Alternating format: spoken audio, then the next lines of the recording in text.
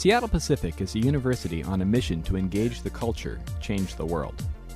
When it all comes down and theory meets practice, how are SPU students actually engaging? What's changing?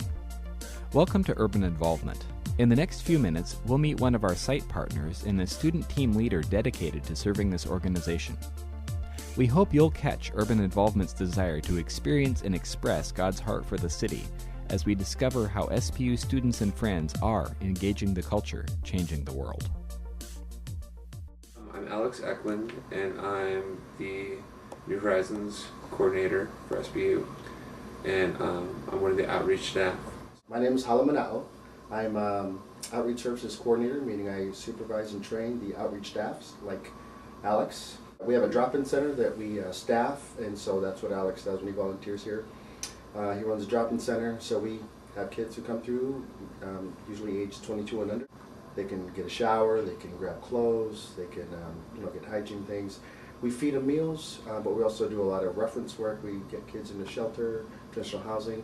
Sometimes they need to get ID. ID is a big thing for kids. I mean, it's hard to access almost any social service or get work if you don't have ID. What we've realized here in New Horizons is kids, they're not just sort of, they're not runaways. They're actually running from something. They're running from their home because of incidents, because of some sort of dysfunctionality, not necessarily with the family, but just sort of in the system in which their family exists in. And so a lot of our kids, unfortunately, are sort of victims of various forms of abuse. We have a counselor on staff that we can refer some of our youth to. We have case managers on staff, and that's what our volunteers are basically. They're volunteer case managers. So they do a lot of case managing stuff, like help them get access to other services, but also, as Alex said, they celebrate their birthdays with them. They do movies, they take them out to sporting events. One of the girls had never gone ice skating before, and so she was like really excited. She was pumped to go, and it was really fun. Like when we first got there, she was like, "Gotta get my skates, gotta get on the ice." She just jumped on the ice and she went, and we were there for over an hour, and she was just skating the whole time, loved it. And when she came back off the ice, she was like, "I've got to call my mom." And she pulled out her cell phone, and she dialed up her mom. She was like, "Mom, I went ice skating for the first time. Remember when you bought me ice skates back when I was like 5, and we never went and did it?" Well, she was going to go back home for Christmas, and her mom promised her to take her out for ice skating. When they got back, it was just like, wow.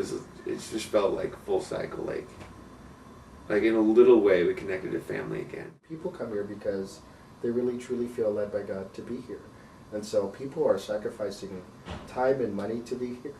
And some of the expectations I feel that we as an organization have on the volunteers is pretty demanding. So they have to volunteer 4 nights a month for a drop-in. Then there's 2 meetings they have to attend at the first and the third Thursday. And then there's a play day, which is the 5th Thursday of the month.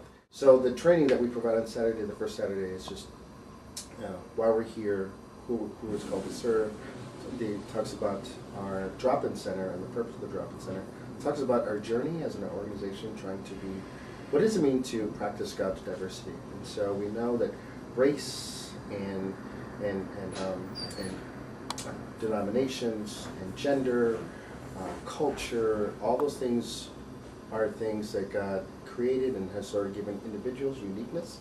And so we want to honor that as best as we can, as best as we know how, as sort of as a group of stumbling followers.